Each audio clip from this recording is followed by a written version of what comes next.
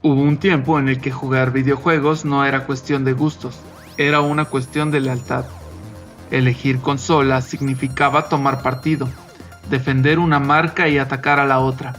Y sin que nos diéramos cuenta, los videojuegos dejaron de ser solo juegos.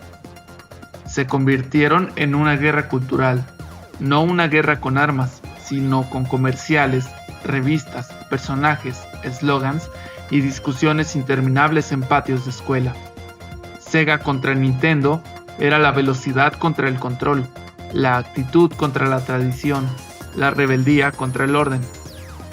Esta no es la historia de dos compañías, es la historia de cómo el gaming encontró su identidad. Hoy vamos a hablar de la rivalidad que transformó a los videojuegos de un producto tecnológico en un fenómeno cultural. Hola, yo soy Páez de Capital VG, sean bienvenidos.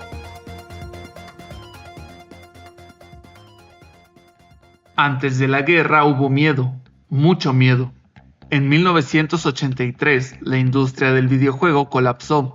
Atari saturó el mercado, demasiadas consolas, demasiados juegos y muy poca calidad. El consumidor dejó de confiar.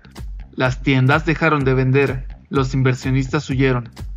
Para muchos, los videojuegos habían sido una moda pasajera. Las imágenes de cartuchos enterrados en el desierto no son solo una anécdota.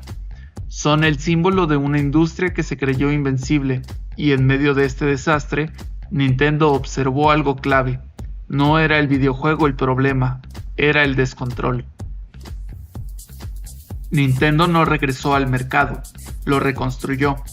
La NES no era solo una consola, era un sistema cerrado, vigilado y casi autoritario, con su chip de bloqueo, licencias limitadas y reglas estrictas para desarrolladores. El famoso sello de calidad Nintendo no era solo marketing, era una promesa al jugador, una advertencia a la industria. Nintendo no confiaba en nadie, excepto en sí misma. Mario no era solo un personaje, era la cara amable de un sistema rígido, la sonrisa de una empresa que no pensaba volver a perder el control y funcionó. Nintendo no solo salvó a los videojuegos, se convirtió en su guardiana. Sega no era una novata, dominaba las arcades, sabía hacer juegos rápidos, difíciles y espectaculares, sabía cómo capturar monedas y atención. Pero en casa, Nintendo reinaba. Para Sega, el problema no era el talento, era la narrativa. Nintendo era vista como la forma correcta de jugar. Sega era vista como la alternativa, y ninguna empresa quiere vivir a la sombra de otra.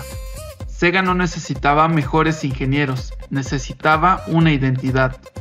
Cuando llega la Sega Genesis, Sega no buscaba agradar, buscaba provocar. Sega 2 What, Nintendo. No era una comparación técnica, era un ataque directo. Por primera vez, una compañía decía en voz alta lo que antes solo se murmuraba. Nintendo era lenta, Nintendo era conservadora, Nintendo era infantil. Sega no vendía consolas, vendía actitud. Y el mensaje era claro, esto ya no era un juego para niños. Sonic no fue creado para ser adorable, fue creado para ser cool. Donde Mario caminaba, Sonic corría. Donde Mario sonreía, Sonic desafiaba. Sonic no quería gustarle a tus padres, quería gustarte a ti. No era solo un personaje, era una declaración ideológica. Mario representaba el control, Sonic representaba la libertad. Aquí el gaming cruzó una línea. Los comerciales dejaron de hablar de juegos, empezaron a hablar de quién eras. Si jugabas Nintendo, eras un niño. Si jugabas Sega, ya habías crecido. Era publicidad agresiva, burlona, directa y funcionó. El gaming se volvió confrontación. Aquí ocurre algo histórico. El jugador deja de ser consumidor pasivo. Ahora defiende su elección. Las guerras ya no se peleaban en oficinas corporativas. Se peleaban en patios escolares, revistas, foros y tiendas de videojuegos. Aceptar que la otra consola era mejor significaba que te equivocaste. y nadie quiere aceptar eso. Hasta aquí la guerra había sido productiva. Sega empujaba, Nintendo resistía y el jugador ganaba. Pero toda guerra tiene un punto crítico. Ese momento en el que competir deja de ser estímulo y se convierte en desesperación. Sega llegó ahí primero. Después del éxito de Genesis y Sonic, Sega aprendió una lección peligrosa. La agresividad funcionaba. El problema fue creer que siempre funcionaría. Sega empezó a tomar decisiones no desde la visión a largo plazo, sino desde el miedo a quedarse atrás.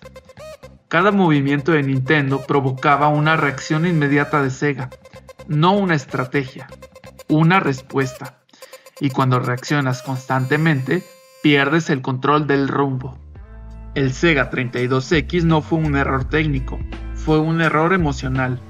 No nació de una necesidad creativa, nació del pánico.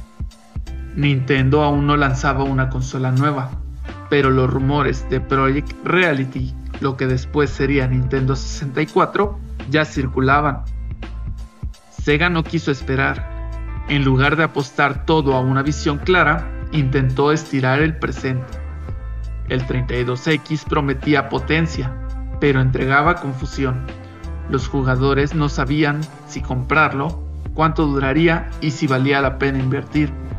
Los desarrolladores tampoco, y en una industria que aún se estaba reconstruyendo, la confusión era veneno. La Sega Saturn no era una mala consola, era poderosa pero compleja, difícil de programar y difícil de entender. Mientras Nintendo seguía apostando por experiencias claras y accesibles, Sega apostó por arquitectura técnica avanzada y sin pensar en el ecosistema creativo. Los desarrolladores se frustraron, los ports llegaron tarde, la narrativa se diluyó y peor aún, Sega compitió consigo misma. Genesis, 32X y Saturn. Demasiados frentes abiertos, demasiadas promesas simultáneas y muy poca claridad para el jugador. Aquí ocurre el punto de quiebre.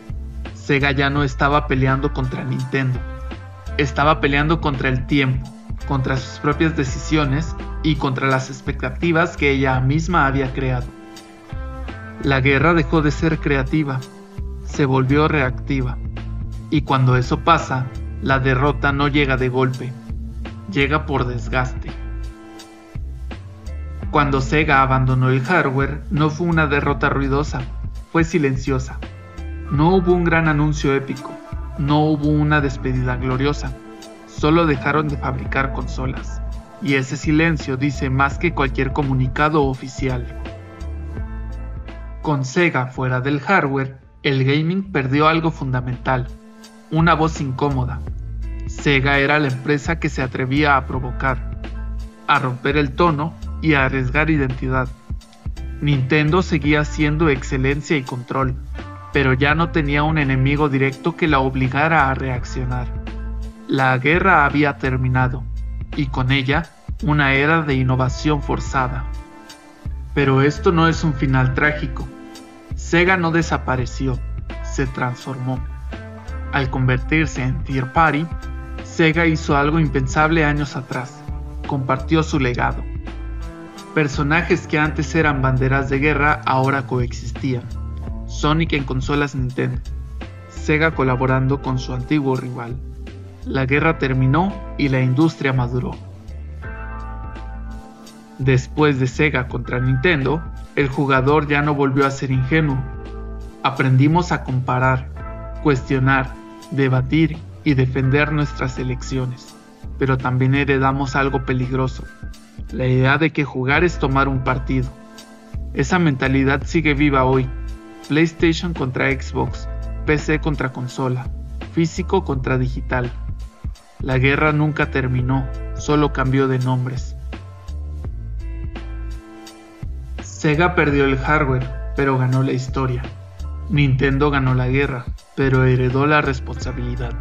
Y nosotros, los jugadores, ganamos algo más importante. Una industria que entendió que el gaming no es solo tecnología, es cultura, es identidad y es emoción. La guerra Sega vs Nintendo nos enseñó que el conflicto puede ser creativo, que competir puede elevar el arte, pero también nos dejó una advertencia. Cuando confundimos gustos con identidad, dejamos de jugar y empezamos a pelear. Yo soy Páez de Capital VG. Gracias por llegar hasta aquí. Y recuerda, dejar de jugar es dejar de crecer.